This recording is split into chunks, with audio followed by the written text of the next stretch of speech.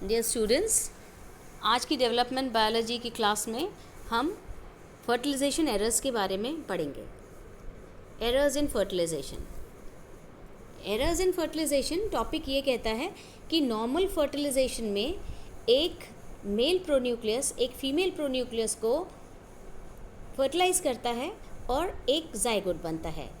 Zygote इस प्रकार जो बनता है आगे विदलन में चला जाता है या क्लीवेज में चला जाता है और इस तरह से एक नया इंडिविजुअल धीरे धीरे डेवलप हो जाता है।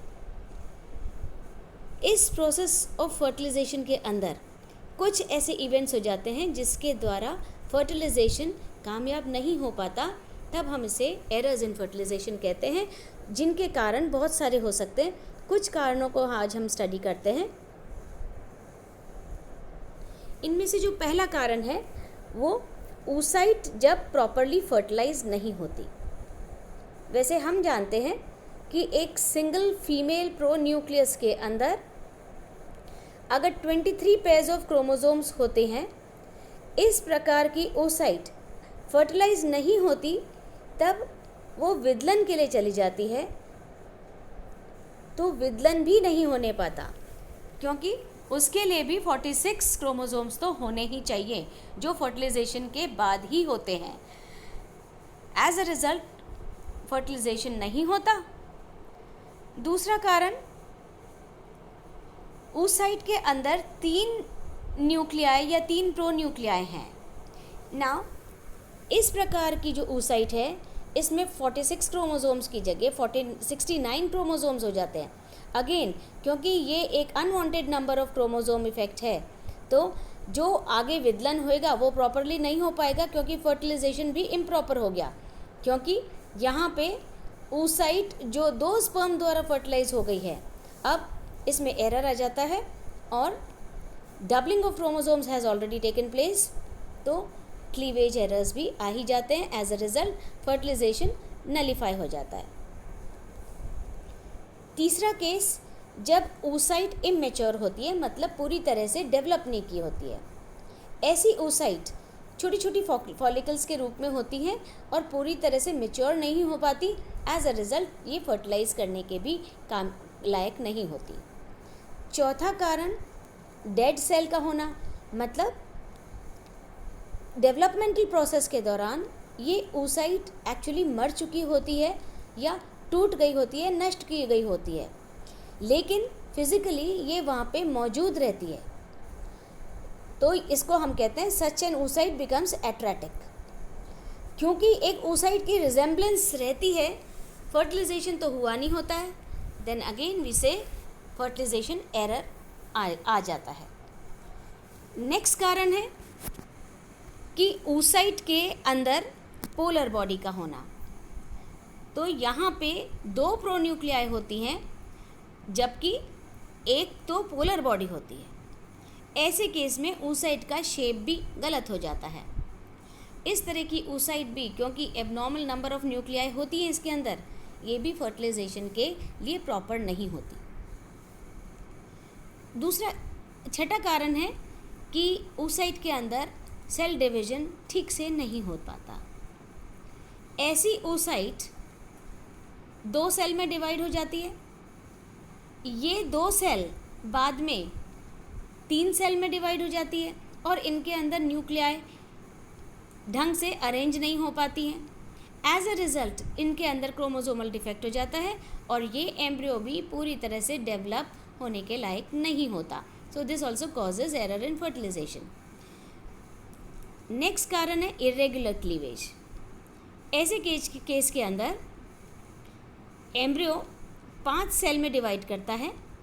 ये सभी सेल्स अलग अलग साइजेस की होती हैं और जब ये 2 सेल से 5 सेल में आ रहा होता है, तब इनके एबनॉर्मल डिवीजन के फलस्वरूप न्यूक्लियाई का डिस्ट्रीब्यूशन बहुत अलग हो जाता है। As a result again fertilisation failure हो जाता है और इस तरह एरर्स इन फर्टिलाइजेशन आ जाते हैं। इनके अलावा कुछ और भी वजह होती है जिसके द्वारा एक नॉर्मल डेवलपमेंट नहीं हो पाता, तो हम उनको भी फर्टिलाइजेशन एरर्स में ही मानेंगे। जैसे हम नॉर्मली मानते हैं कि एक स्पर्म एक ओवा को प्रोन्यूक्लियस के द्वारा फर्टिलाइज करता है और उस केस को हम नॉर्मल मानते हैं।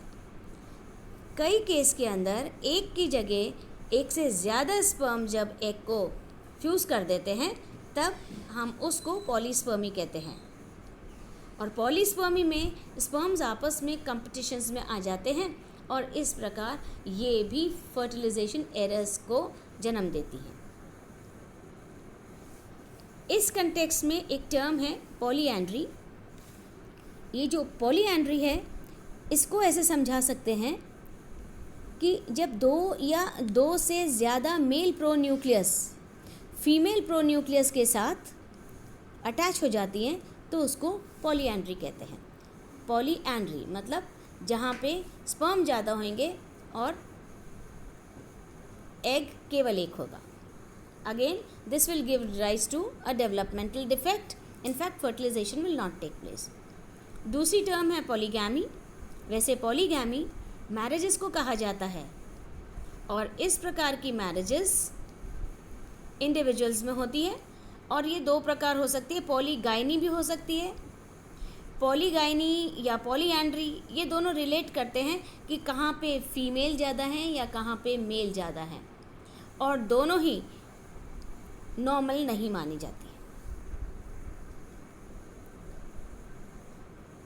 पॉलीगाइनी एक ऐसी सिचुएशन है जहाँ पर एक से अधिक फीमेल प्रोन्यूक्लियस एक मेल न्यूक्लियस के साथ अटैच हो जाते हैं, तब उसको पॉलीगाइनी कहते हैं।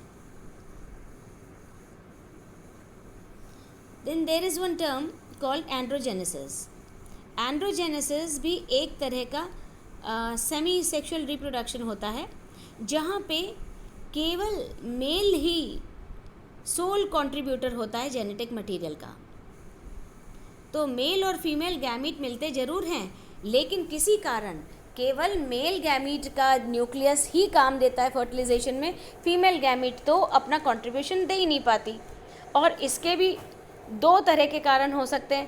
पहला कारण कि जो फीमेल एग है उसमें न्यूक्लियस ही नहीं होता, तो अगर ये फ्यूज़ भी हो जाती है तो न्यूक्लियस केवल मेल गैमीट का काउंट होता है।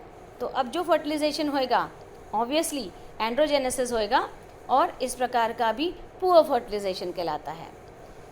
दूसरा कारण होता है कि जब मेल और फीमेल गैमीट आपस में मिलते हैं तब फीमेल जीनोम टोटली एलिमिनेट कर दिया जाता है। अब क्योंकि फीमेल जीनोम हटा ही दिया गया है तो अब रह गया केवल मेल जीनोम। अब ये मेल जीनोम अकेला फ्यूजन इफेक्ट तो नहीं दिखा सकता। एज अ रिज़ल्ट ये भी फर्टिलाइजेशन एरर्स को ही जन्म देता है। So this is how androgenesis takes place. एक टर्म है गायनोजेनेसिस।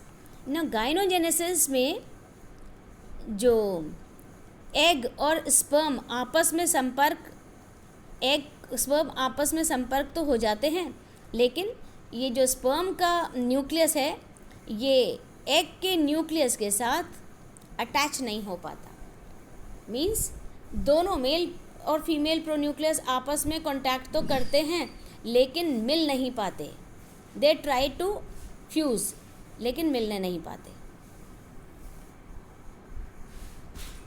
सो all these conditions overall give rise to fertilisation defects. As a result fertilisation पूरा नहीं हो पाता। Thank you.